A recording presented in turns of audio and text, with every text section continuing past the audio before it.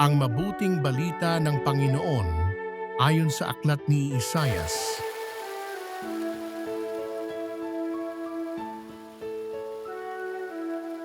Nakatanaw ng isang malaking liwanag ang bayang malaon ng nasa kadiliman, na manaag na ang liwanag sa mga taong namumuhay sa lupaing balot ng dilim. Iyong pinasigla ang kanilang pagdiriwang, dinagdagan mo ang kanilang tuwa. Tulad ng mga tao sa panahon ng anihan, tulad ng mga taong naghahati ng nasamsam na kayamanan.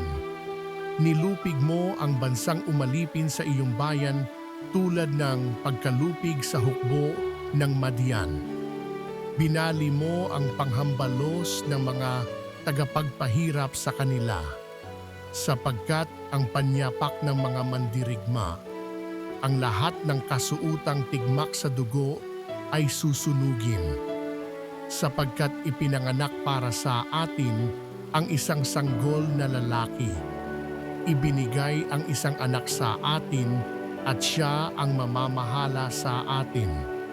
Siya ang kahangahangang tagapayo, ang makapangyarihang Diyos, walang hanggang Ama, ang prinsipe ng kapayapaan.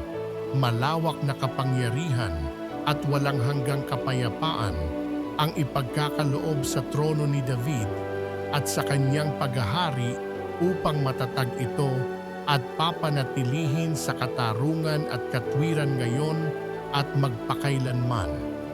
Isasagawa ito ng makapangyarihang Panginoon.